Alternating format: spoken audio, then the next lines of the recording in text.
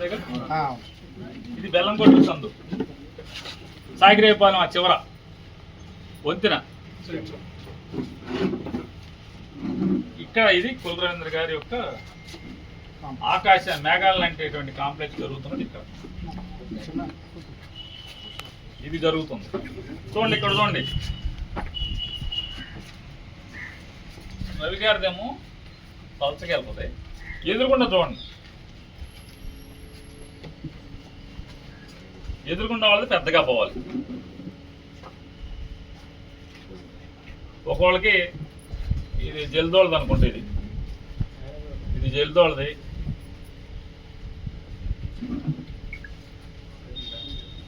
ఇది జల్దోళది. ఇది చూడండి, ఇక్కడ కూడా భారీగా, ఇక్కడ మళ్ళీ వాళ్ళ దగ్గర పలసగా వెళ్ళాలి, ఇక్కడేమో పెద్దగా వెళ్ళాలి. ఇక్కడ చూడండి, ఇటు చూడండి, ఆయన దగ్గర ఏమో సన్నగా ఉంటుంది. ఇక్కడ దాకా అయింది కులరవి గారిది, ఇక్కడ వరకు సన్నగానే ఉంటుంది. ఇక్కడి నుంచి లావు పెరిగిపోతుంది. సామాస్ వాళ్ళు కొట్టుకొచ్చేప్పటికి, ఇది సామాస్ కాంప్లెక్స్, ఇదంతా సామాస్ దగ్గర లావు అయిపోతుంది. ఎందుకు? రోడ్డు వంకర తిరగకూడదంట ఆయనకి. ఆ కాంప్లెక్స్ చూస్తాకొస్తే సరాసరి తాతారావు గారు కట్టుకొని ఉంచుంటే మొత్తం సాగిరేపాలెం వంతెన స్ట్రైట్ కనపడాలి, వంకలు గింకలు బిల్డింగ్లు కనపడకూడదు. ఇది మున్సిపాలిటీలో ప్లాన్. ఇది నేనేం గీలా, మున్సిపాలిటీ వాళ్ళు నోటిఫై చేసినటువంటి ప్లాన్ ఇది. చూడండి ఎంత పచ్చి దగానం. ఒక్కోడికి 200 గజాలు పోతుంది. ఇక్కడ కులరవి గారికి ఏమో ఆయన భార్య పేరు మీద, అత్తగారి పేరు మీద ఏమో 60 గజాలను, ఆయన పేరు మీద ఉన్నది. ఈ సొంతలోకి ఉన్నది ఏది, జల్లూరు వాళ్ళ దగ్గర లాగేసిన దాంట్లోది ఒక 50 చిల్లర గజాలు, ఎంత అంటే 100 చిల్లర గజాలు ఆయనది. మిగతాదంతా ఒకడికి 200 గజాలు 300 గజాలు పోతుంది. సామాస్ వాళ్ళకి 150 గజాలు ఎంత పోతుంది.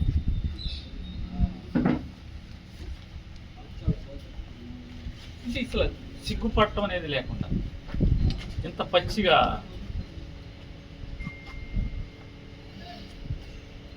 ఖచ్చితంగా ఈ అన్యాయాన్ని, ఈ తప్పుని, ఈ నిర్లజ్జగా చేసేటువంటి ఈ దుర్మార్గాన్ని ప్రజలు ఎదిరిస్తామని చెప్తున్నారు. ఖచ్చితంగా ప్రజల పక్షాన గట్టిగా ఈ ప్రభుత్వం మీద ఒత్తిడి చేస్తాం. నారా చంద్రబాబు నాయుడు గారికి పిటిషన్లు పెడతాం. ఈ కొల్లు రవీంద్ర చేస్తున్నటువంటి ఈ పాపం, ఈ దగ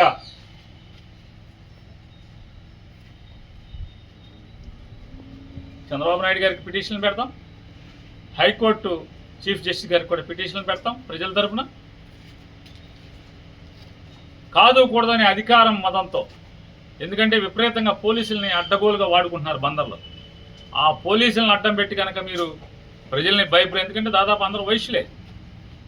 దాదాపు దీంట్లో 70% మంది 80% మంది వైశ్యులే. పోలీసులను అడ్డం పెట్టి ఈ ఆర్య వైశ్యుల యొక్క ఆస్తులను లాక్కుందామని కనుక చూస్తే, దౌర్జన్యంగా సంతకాలు పెట్టిద్దామని చూస్తే న్యాయ పోరాటం కూడా చేస్తాం. నిన్న కాక మన సాక్షి పేపర్లో చూసాం, ఆర్య వైశ్యులది కృత్తివెనలో 35 ఎకరాలు ఏ రకంగా దౌర్జన్యంగా లాక్కున్నారు. రామశ్రీ ఎడుతున్నాడు, నన్ను మోసం చేసి మా అత్తమావలది, మా ఆవిడ పుట్టింటి ఆస్తి లాగేసుకున్నాడని చెప్పని. ఎన్నేళ్ళు తిరిగాడు మీ వెనకాల రామశ్రీ? తెలుగుదేశం కార్యకర్తలు నేను చెప్పేదైతే అబద్ధమైతే రామశ్రీని అడగండి. ఎంత కాల్చుకు తిన్నాడో డబ్బులు ఇవ్వకుండా. అదొక్కటే కాదు, పాతరావణపేటలో బాలాతో వాళ్ళ అమ్మగారితో దొంగ కాగితాలు పుట్టించి, ఆస్తి మీద ఆస్తి దొంగ కాగితాలు పుట్టించి కుర్తివెన్లో 200 మంది రౌడీలను తీసుకెళ్ళి ఆ 35 ఎకరాల్లో ఉన్నటువంటి సరుకు తోట మొత్తాన్ని కొట్టేసుకుని, ₹1 కోటి అమ్మేసుకుని, ₹1 కోటి విలువ చేసే సరుకు తోటని కొట్టేసుకుని దౌర్జన్యంగా అమ్మేసి, పైగా ఇంకా కంతేటి రవీంద్ర ఏదో ఉంది ఆయన పేరు, కంతేటినా ఎండూరు రవీంద్ర ఆయన వాళ్ళ అమ్మాయి మీద, వాళ్ళ పిల్లల మీద, అమెరికాలో ఉన్న పిల్లల మీద, బెంగళూరులో ఉన్న పిల్లల మీద కేసులు పెట్టి అరెస్ట్ చేయడానికి వెళ్తే కొల్లూరు శివ పంచాయతీ కూర్చోబెట్టాడు. ఎందుకు మీకు ఎందుకు వయసులు పోరాడతారా, కుల రవీంద్రకి రాసేయండి అని చెప్పాను. నిజమా అబద్ధం ఇదంతా? వాస్తవమే కదా. కొల్లు శివ ఎవరో తెలీదా?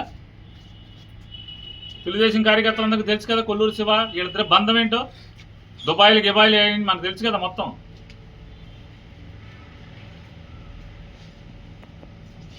ఎండూరు రవీంద్ర గారు బతికే ఉన్నాడు. ఎంత దుర్మార్గం అది. చివరికి వాళ్ళ కూతురుని కేసులో పెట్టి, కొడుకునికి అమెరికాలో ఉన్న పిల్లల్ని కేసులో పెట్టి 307లో కృత్యవేణి పోలీస్ స్టేషన్లో తప్పుడు కేసు పెట్టి, ఖచ్చితంగా అధికారులు కూడా హెచ్చరిక చేస్తున్నాం. ఈ మొత్తాన్ని జగన్ రానియండి, ఈ కేసు మీద ఎంక్వైరీ చేయకపోతే అప్పుడు అడగండి. ఇంత ఎలా బెంగళూరులో ఉన్న వాళ్ళ మీద అక్కడ మీద తప్పుడు కేసులు కడతారు మీరు? ఆస్తి దౌర్జన్యంగా నరుక్కుంటే ఎందుకు మంత్రికి పోలీసు కొమ్ము కాస్తారు? ఆస్తి వాళ్ళదా, ఎండూరు వాళ్ళది ఆస్తి, పచ్చి పాపం కదా. మా ఇంటి వెనకాల పవనం, ఎవరా పవనం? తెలుగుదేశం కార్యకర్తలు మీకు తెలుసు కదా. కొల్లూరు రవీంద్ర అంటే పవన్ అనేవాడు మీకు పొద్దున్నే ఎక్కడ తగిలితే, సాయంత్రం ఎక్కడ తగిలితే అక్కడ కొల్లూరు రవీంద్ర రాస్తున్నట్టే. మీకు మా ఇంటి వెనకాల పవన్ అనే అతను ఎక్కడ ఆ రోజు బండి వేసుకుని వెళ్ళి ఎక్కడి నుంచి ఉంటే అక్కడల్లా అతను చూడటానికి వెళ్ళాడంటే కొల్లూరు రవీంద్ర రాసి కొనుక్కున్నాడని అర్థం. దాని కాపలా కట్టాక వెళ్తూ ఉంటాడు.